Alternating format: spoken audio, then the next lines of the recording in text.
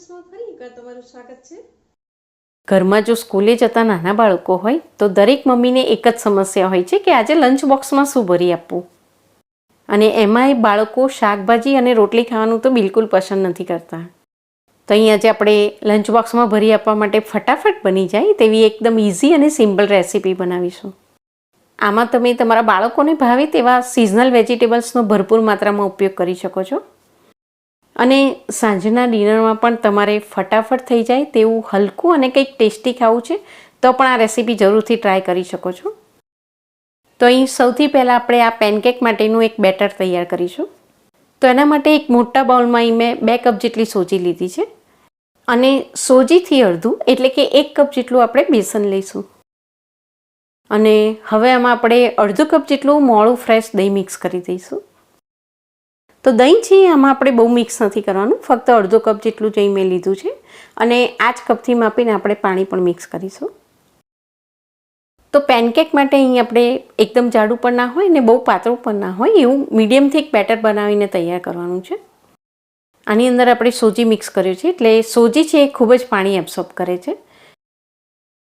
તો આ કુલ 3 કપ જેટલો લોટ છે, એમાં આપણે અડધો કપ દહીં અને 1 કપ જેટલું પાણી મિક્સ કર્યું। હજી આમાં આપણે બીજું 1 કપ જેટલું પાણી મિક્સ કરી દઈશું। તો અહીં મેં કુલ 2 કપ જેટલું આમાં પાણી મિક્સ કર્યું છે। તો બેટર અત્યારે અહીં આપણને થોડું વધારે પાતળું લાગી રહ્યું છે, પણ સોજી પાણી એબ્સોર્બ કરી લેશે પછી આ બેટર દેખાય છે એના કરતાં થોડું વધારે થીક બની જશે। હવે સોજી બરોબર પલળે અને સોફ્ટ થાય એટલા માટે આને હવે ઢાંકીને આપણે અડધી કલાક માટે રેસ્ટ આપીશું।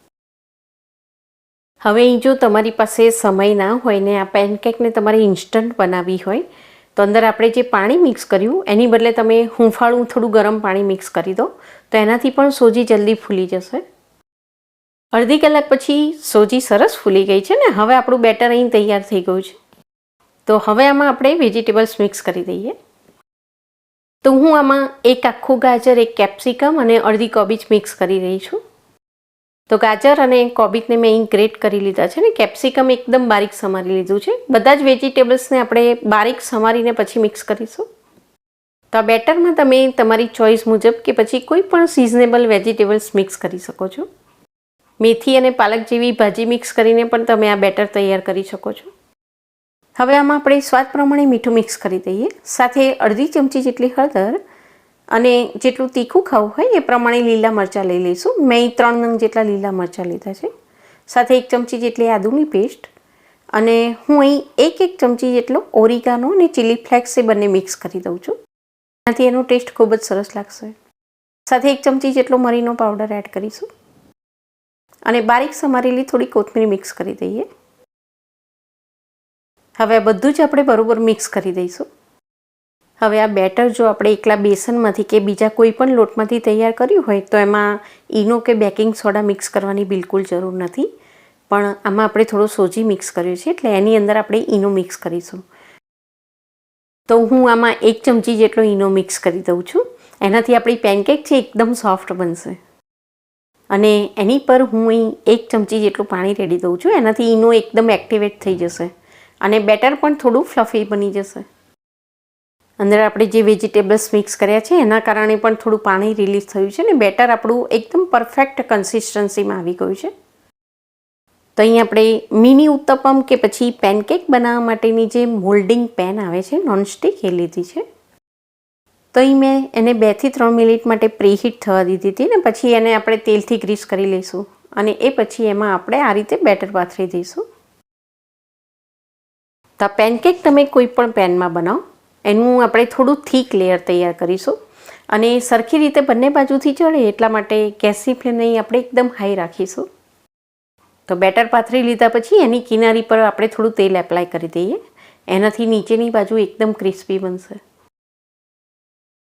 તો એક બાજુ ચડતા લગભગ 3 થી 4 મિનિટ જેટલો સમય લાગશે, અને હવે એની ઉપર પણ આપણે તેલ એપ્લાય કરી દઈશું।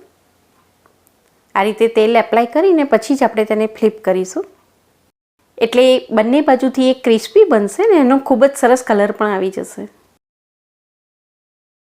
એક બાજુ બરોબર ચડી જાય પછી હવે એકદમ જેન્ટલી આપણે તેને તૂટી ના જાય એ રીતે ફ્લિપ કરી દઈશું।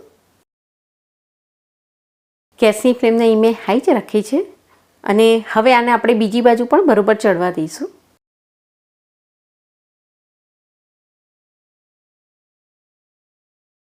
તો લગભગ 3 થી 4 મિનિટ પછી હવે આપણે જોઈ રહ્યા છીએ કે બીજી બાજુથી પણ સરસ શેકાઈ ગઈ છે. તો અહીં આપણી પેનકેક હવે તૈયાર થઈ ગઈ છે. તો અહીં આપણી પેનકેક ખૂબ જ સરસ ચડી ગઈ છે ને એકદમ સોફ્ટ પણ બની છે. તો અહીં આપણે જોઈ રહ્યા છીએ કે કેટલી સરસ લાગી રહી છે. તો આવી નાની નાની બેબી પેનકેક બનાવીને બાળકોને તમે લંચ બોક્સમાં પેક કરીને પણ આપી શકો છો. એ લોકોને ખૂબ જ ભાવશે. હવે અહીં આપણે એક મોટી પેનકેક આ રીતે એક સિમ્પલ નોનસ્ટિક કઢાઈમાં બનાવીને પણ જોઈ લઈશું. ઘરે બ્રેકફાસ્ટ કે પછી ડિનરમાં તમારે બનાવવી હોય તો આ રીતે સિમ્પલ પેનમાં પણ બનાવી શકો છો. તો અહીંયા પેનકેક મેં એકલા વેજીટેબલ્સનો ઉપયોગ કરીને વિધાઉટ ઓનિયન ગાર્લિક બનાવી છે. પણ આમાં તમારે જો ઓનિયન અને ગાર્લિક મિક્સ કરવા હોય તો તમે ચોક્કસ કરી શકો છો. તો અહીં આપણી પેનકેક એકદમ સરસ બની છે. જો આ રીતે તમે સોજી મિક્સ કરીને પેનકેક બનાવો તો એમાં ઈનો ચોક્કસ નાખજો, એને સ્કીપ ના કરતા, કારણ કે ઈનોના કારણે જે એકદમ સોફ્ટ બને છે. તો પેનકેકમાં આપણે બહુ બધા વેજીટેબલ્સ પણ મિક્સ કર્યા છે એટલે એકદમ હેલ્ધી પણ બને છે. નાના બાળકોને તમે લંચ બોક્સમાં ટોમેટો સોસ કે પછી ગ્રીન ચટણી સાથે પેક કરીને આપશો ને તો એ લોકોને ખૂબ જ ભાવશે. તો અહીં આપણે 50% જેટલા શાકભાજી અને 50% જેટલું અનાજ એ બંને મિક્સ કરીને આ રેસીપી બનાવી છે. કોઈ પણ રેસીપી તમે અડધું અનાજ અને અડધું શાકભાજી મિક્સ કરીને બનાવો તો એ ખૂબ જ હેલ્ધી બની જાય છે. અને આ રીતે તમે રેસીપી બનાવો તો એ પચવામાં પણ ખૂબ જ હલકી અને સરળ બની જાય છે અને એકદમ હેલ્ધી પણ બને છે. આઈ હોપ કે આજની આ રેસીપી તમને ચોક્કસ યુઝફુલ થશે. મળીશું બીજી એક નવી જ રેસીપી સાથે. Thank you.